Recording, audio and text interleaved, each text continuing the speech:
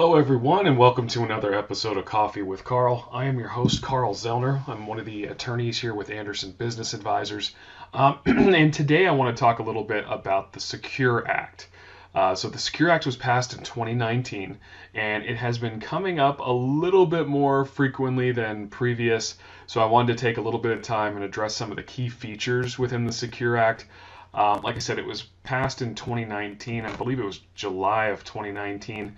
And SECURE stands for Setting Every Community Up for Retirement Enhancement Act. So I think they came up with the acronym maybe before they came up with the word or the act itself. But let's talk about some of the key features within the Secure Act that may change things for small business owners. Number one, it is making it easier for small businesses to offer employees 401k. That's sort of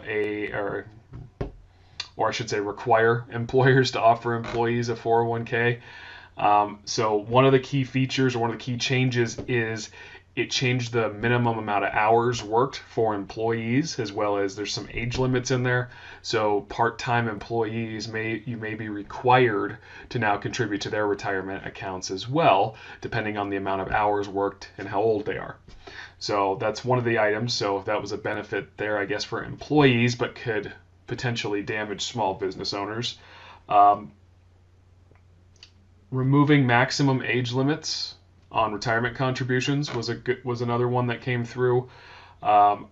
Raising required minimum distribution age to 72, where it was originally 70 and a half. Allows penalty-free withdrawals of up to $5,000 from retirement plans for birth or adoption of a child. I don't know, it's kind of a random one in there. There's some penalty-free withdrawals from 529 plans. There's also, I guess, one of the key components here, especially when it comes to retirement plans and passing on with retirement plans. It got rid of stretch IRA or stretch IRAs as part of an estate planning strategy. So there are some exemptions to that. So for spouses, things like that, you can do it. But it did remove that. And that was when these things come out, these acts, these tax regulations, they're intended to be tax neutral.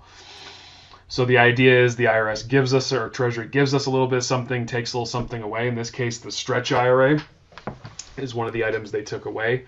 But there are some additional pieces that got added in, like I said, the required mandatory distributions went up to age 72, where it was at 70 and a half. So depends sort of where you fit in this area, right? I mean, if you're a long-term part-time employee, maybe it's great. Your employer may be ready to or need to contribute to a retirement plan. If you are that employer, it may not be such a good deal for you. If you have a large IRA you are planning on passing on to your kids with a stretch IRA, could be some limitations. They may not be able to stretch it out over the course of their lifetime. They'll have to most likely limit it or inherit it in 10 years. So it's one of those items we need to look at. It changed some things. I would say it is scenario specific if it's going to affect you, but I have run into it a few times with some clients here who have small businesses and wanted to set up retirement accounts, part-time employment, and we needed to look at this or run it through the analysis. So that's a little brief primer on the Secure Act. If you do run or own a small business and have some additional questions, I'd encourage you to keep taking advantage of all of our free content. If you're a client, you're more than welcome to set up one of a Platinum consultation or ask questions through the Platinum portal. If you're not yet a client, we'd encourage you to have a free consultation or come join us for one of our tax and asset protection classes. But until next time, it was great chatting with you all. I look forward to catching you on the next episode of Coffee with Carl. Thanks, everyone.